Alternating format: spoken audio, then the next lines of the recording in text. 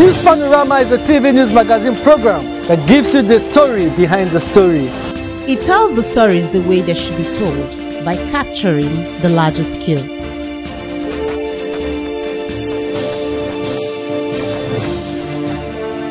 It deals with people's deep feelings on issues that, when brought to the fore, ultimately educates, informs and entertains. News Panorama. Capture the larger scale. Ahead of the 2027 general election, a large number of cross-riverians are clamoring for the need for Governor Bakassi Endorsement and his deputy, Right Honorable Peter Ode, to do a second term. This is witnessed in all senatorial districts of the state, saying a second term will provide stability and continuity in leadership, allowing him to build upon his accomplishments and implement further development plans. This and many more included on the spot with the chairman of Akpabuyo Local Government Council, Honorable Prince Bakassi Endorsement, are on our lineup this week. Stay with us. News Panorama. Capture the larger scale. Welcome and thanks for joining me on the program News Panorama. I am Josephine Efanga. If you have just tuned in, you're watching News Panorama. On Tuesday, May 29, 2025, political stakeholders, party faithfuls, traditional rulers, and community members of Bakassi Local Government Area gathered at the Perikang Bakassi Local Government Area in a unified show of support for the second term endorsement of President Bola Tinubu, his vice, and the state governor, Senator Bakassi Endorsement, and his deputy. The report. As a unified show of support for the second term endorsement of President Tinubu and his vice, the state governor, Senator Bakassi Endorsement, and his deputy, the people of Bakassi local government area has described their leadership as visionary and affirmed that no other candidate will be accepted by the people come the 2027 general elections. This was made known by political stakeholders, party faithfuls, traditional rulers, and the community members at Iperikang in Bakassi local government area of the state. The chairman of Bakassi local government area, Honorable Effiong Okon, who spoke on second term is an added value, noted that 4 years is not enough for any leader to achieve complete development, stressing that a second term would consolidate the ongoing gains, hence the endorsement rally for continued development. He lauded both President Tinubu's renewed hope agenda and that of Governor Otu as transformative, exceptional and outstanding, particularly in restoring peace and progress to Bakassi, the state and country at large. No leader can fix total development within tenure of 4 years. Leaders set foundations and work towards sustaining the foundations. These, of course, required cooperation of the people. We therefore welcome a second term for President Tinubu and Governor Bakassi Endorsement in 2027. Speaking, the APC chapter chairman of Bakassi, Sir Gerald Essing, said that the rally was to publicly declare the unanimous endorsement of President Tinubu, his vice, Governor Otu, and his deputy for a second term. He maintained that the current leadership has been bringing the developmental milestones they have been waiting for and would want it to continue, hence the readiness to deliver overwhelming support come 2027. I am here in Bakassi today to inform the people of Bakassi that what they did at the state, the endorsement of His Excellency the Governor, our dear amiable Governor, whoever that comes out from anywhere, to say that, oh please, I want one of the governorship aspirants. The party should tell the man that we have a candidate before now. The special advisor to the governor on general duties, Honorable Akiba, and the chairman of Obudu Local Government Council, Honorable Peter Odiandeye, emphasized that the significance of grassroots endorsement is a strong signal that the people are satisfied, urging all sons and daughters of the state to be focused in unity while the led administration builds on its momentum. This is the first time within 2 years of governance, we're having endorsement for another term, showing that His Excellency have been able to satisfy the people of Cross River State with purposeful leadership. Right here in Cross River State, we are living testimonies to how His Excellency, our sweet prince, has changed the landscape both politically, economically, and infrastructurally.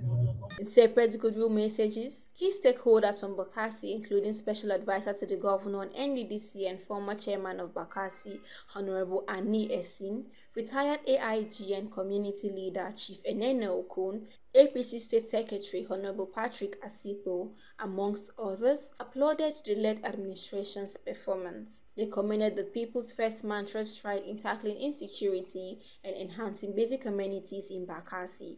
Bakassi people will continue to enjoy this aura of peace that Prince have brought to this Alu land. We have never known this type of peace for years, but through the instrumentality of the governor, we now have peace. In my little village, a man brought deep sea port worth $3.5 billion. Something that has triple effect for generation that are yet unborn. Let us deliberately and intentionally, as a state, begin to prepare the youths towards this so that they will not bring Yoruba to come and manage a deep sea port for us. Here today to say that there is no vacancy in government house for 2027 through 2031. So I stand here unequivocally to endorse our sweet governor for a second term in office.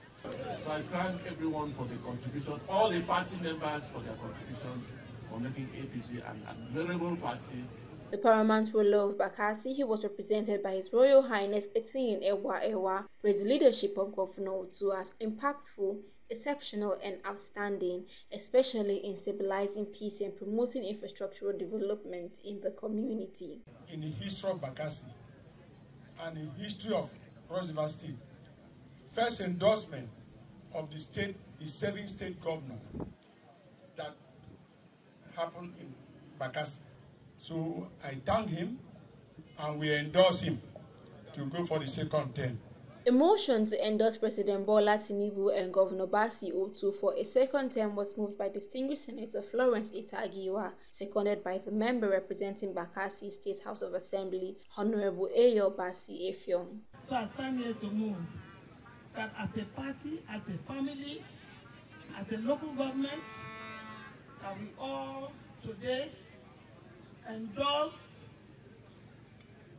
the second term tenure of President Ahmed Tinubu, the second term tenure of the sweetest Prince of Africa, Senator Prince Bakassi Endorsement to return. In fact, as I'm concerned, like somebody said here, no ticket shall be given to anybody. He has done his work very, very well. He deserves the second term. So I stand here to move that motion. We have heard testimonies from the speakers at the mover of the motion. And in the presence of all political stakeholders of Bakassi and everyone here present today, I hereby second the motion as moved that the President of the Federal Republic of Nigeria and the Vice, as well as the People's First Governor, His Excellency, Senator Prince Bakassi Endorsement Akiba, should continue for a second term in office. Those in support, please say aye. Those against, say nay. From the shores of Bakassi to the hills of Obandiku, a resounding yes has been expressed by the people of Bakassi and the wider Cross River State community for the endorsement. High point was solidarity chants by the crowd, cultural displays, amongst others. For CRBC News Panorama, Ifyowan Ekpe Ita reporting.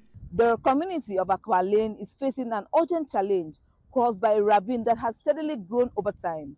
This natural feature, once small and manageable, has expanded due to erosion and poor drainage, threatening homes, roads, and safety of residents. The problem worsened during heavy rain pours, making everyone's life difficult and unsafe for many families. If you want to completes the story, the report.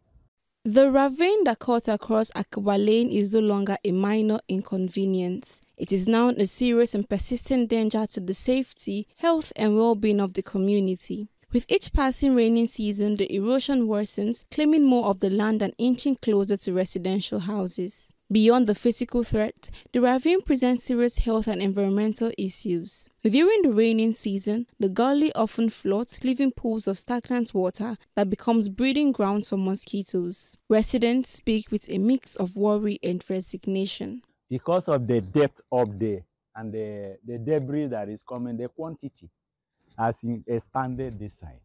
Oh, we suffered a lot. When it over rain, heavy rain, people won't pass here. They will wait until the rain finishes before they can pass here and come. And at times they pass through the other side in order to enter their yard. And the debris from here, this one is small. Sometimes it will fill the whole of this compound. And we will sweep from morning till night. When we came here, the place was so shallow. But the effort of the community to see that we check it, not was future, so to say, because the resources we mobilized were not enough. And over time, every attempt to draw the attention of government and various agencies that are involved in erosion control has not proved successful. And over the time, the ravine has graduated to what we are seeing now. The business or economic activities in this place is not there, and it's affecting everybody. And most of the people who are living here, some of them are civil servants, and some are business persons. And so it's been a difficult time. While residents have repeatedly reported the issue to relevant authorities, they feel appropriate actions have not been taken. In every year, I put over 600,000 here every year. We will do it at the end of the rain will fall, we wash away everything. So we are suffering here. If the last incident that happened last year, 3 children was washed away by erosion from this place, and then they went and picked them up almost Akaifa. They lost their life. So we are suffering here seriously. We don't have anybody to help us. We have written to new map, we wrote to Basin Authority, even the Excellency. It's affecting our houses. We have been praying all this while that they should bring people. God should help us to have people that will come and work the gutter for us, the ravine for us. Mr. Emmanuel Etum, Secretary Akiba Development Commission, and Dr. Hogan Achibong, Chairman of the neighborhood, noted that the ravine has been disturbing residents of the community. The ravine that you're seeing here was not this big, okay? It started as a small ravine. Then we could even cross from here to the other street via foot. Cars could not, but via foot you could just, come down the gutter and come out on the other side. But because of this ravine, cars do not pass here. They have to go around the cordons and go all the way around back to Parliamentary, which waste of human effort, energy, time, resources, fuel. If this road, the ravine could be handled, this road could be useful, and many cars could drive here, driving economic activities around here too. We have been disturbed by this ravine, which initially started off like a small gutter. Over the years, we've had it this deep that if you come here during the rains, the torrential flow that goes through here is sufficient to carry a full-blown adult. And we are requesting that His Excellency, the Governor of Cross River State, Senator Prince Otu, through the Ministry of Works, to quicken effort to salvage people's hard-earned work. The ravine at Akiba Lane has become a constant source of anxiety for the community, threatening their safety, homes and health. The situation calls for urgent attention. For CRBC News Panorama, Efiowan Ekpe Ita reporting. Gender-based violence against women has become a prominent topic of discussion in recent times, with societal awareness growing about its impact on individuals and communities. While the conversation about gender-based violence often centers on women, it is crucial to recognize that men can also be victims. Our correspondent Blessing Bassi says through sensitization and awareness efforts, men and women will be empowered to advocate for the rights, thereby creating safer environments where such violence is not tolerated. The report.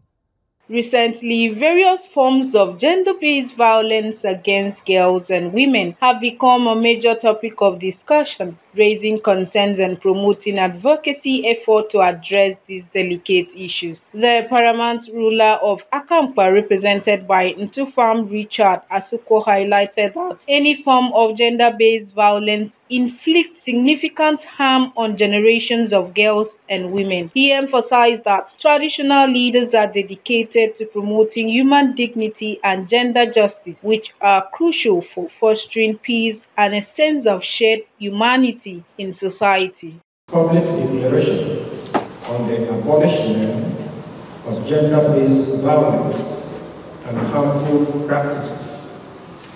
In alignment with our cultural evolution, the principles of justice, equity, and dignity, and in recognition of our collective responsibility to protect all members of our community, particularly women and girls, I hereby declare the abolition of the following harmful practices within Akamkpa local government. The State Commissioner for Women Affairs, Honorable Edema Irom, expressed appreciation for the Traditional Council rulers' declaration to abolish all forms of gender-based violence. She believes this proactive stance will help eliminate gender-based injustice and promote the growth and development of girls and women in the community. As you know, Cross River State is host to the highest number of refugees in Nigeria and some other stranger elements in Akamkpa.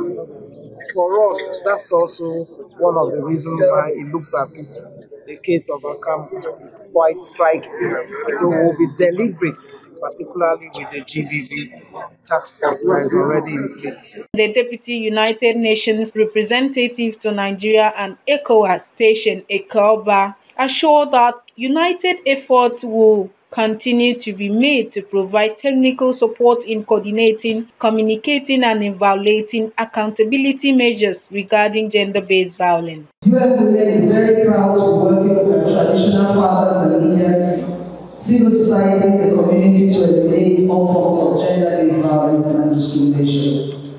We remain committed to supporting capacity building, community engagement, and the development of community-led guidance that helps us to translate declarations like these that we're making today into actionable plans. Comrade Samuel Ayu and Loretta Ugbashi were of the view that gender-based violence against boys and men is often overlooked. They suggested that campaigns and advocacy efforts should also include boys and men, ensuring that they have a voice in this critical conversation.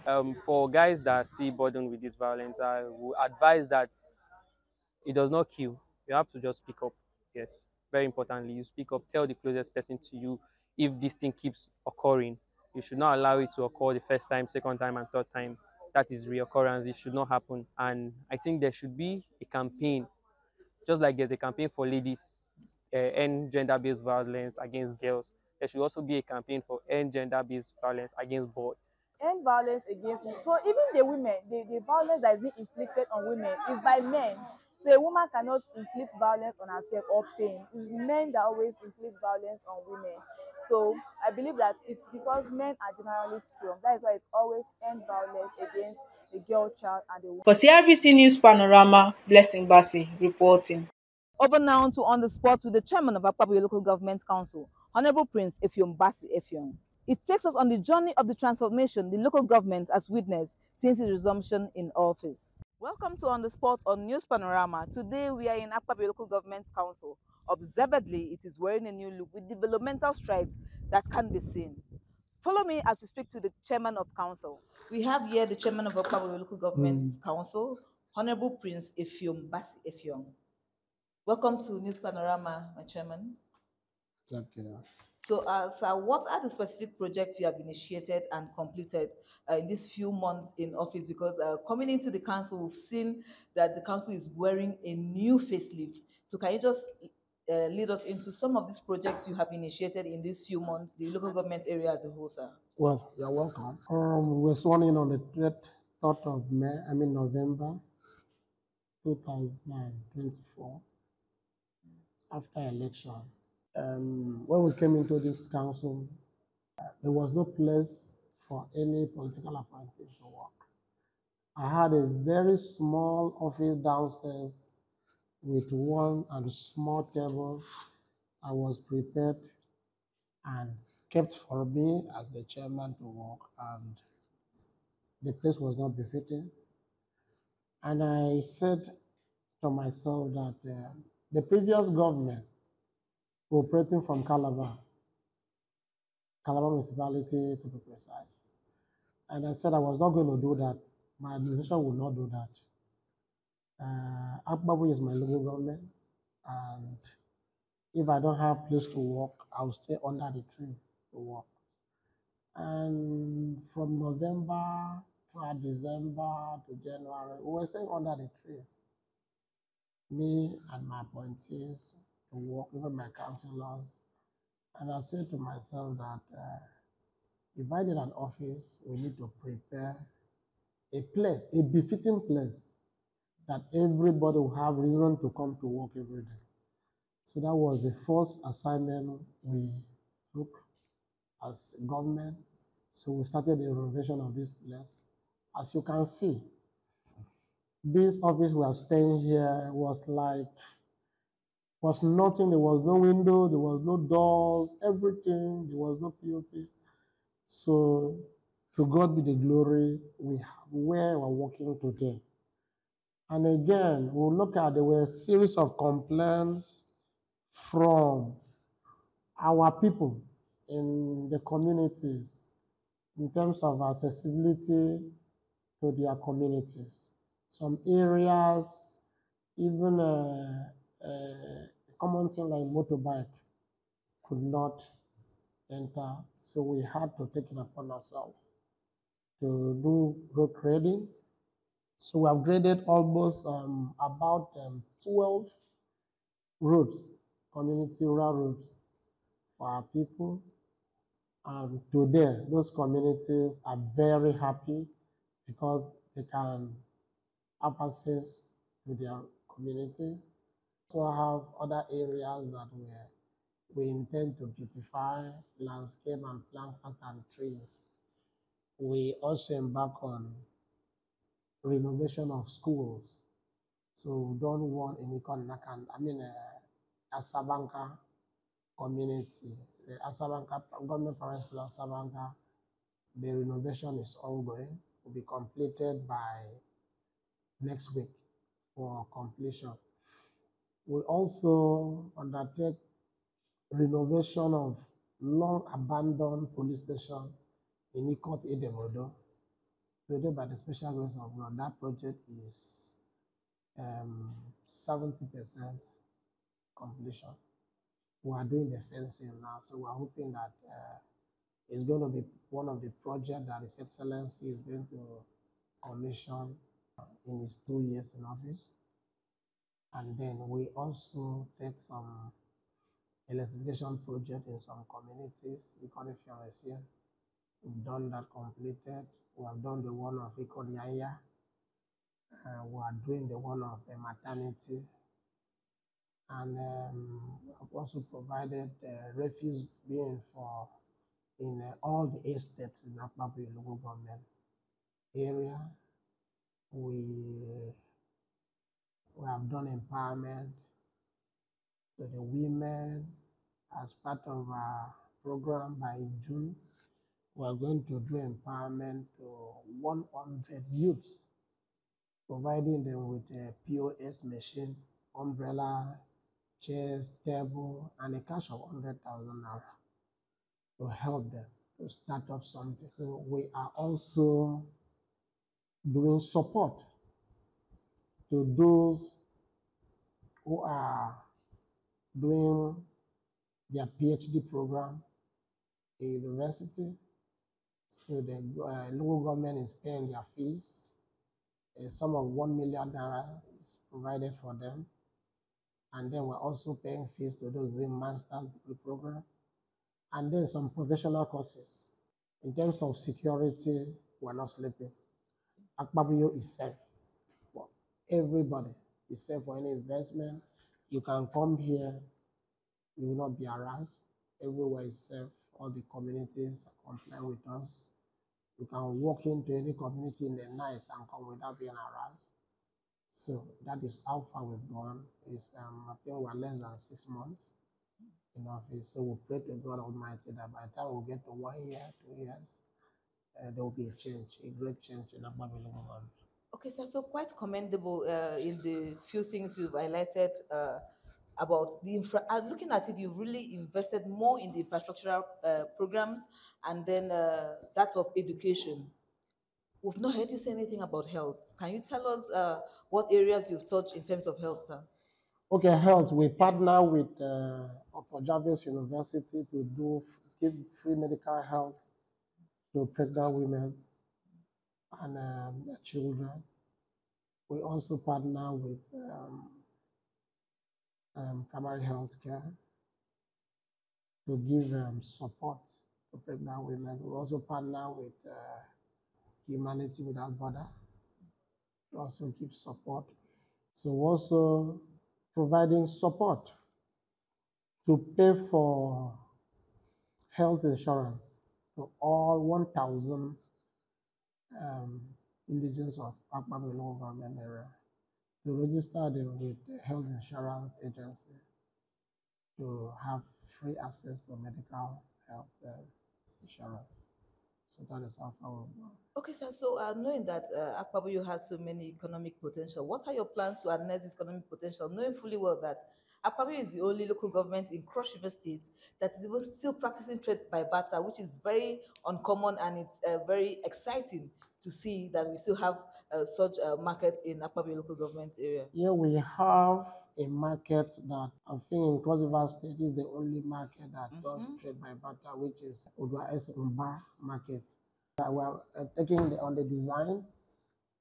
Very soon the design of the market will be ready. We are going to remodel that market.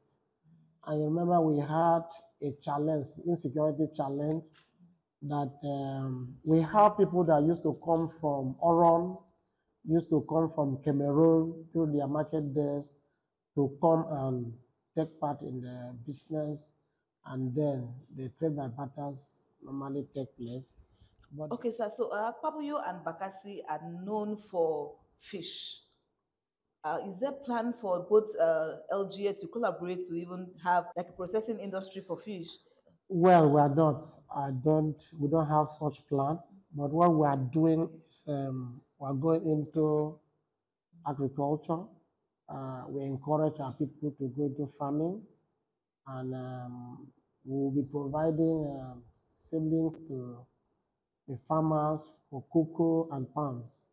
Those who are interested in cocoa, those who are interested in palms. We provide farmland for people that want to grow maize and cassava. And we have a company in China that is coming to do investment in Akpabuyo in cocoa production. That's a good one, sir. Okay, for some time now, there have been reduction in insecurity. Would you attribute that to the council's partnership with security agencies, or what would you ascribe that to, sir? Kudos to His Excellency, the Governor of Cross River State. You know, he's man of the people. He's a man that is zero tolerance to insecurity. He's a man that loves to see perseverance grow. So he doesn't want to see anybody hurt anybody. So if you want to live in this state, you must be a peace-loving man.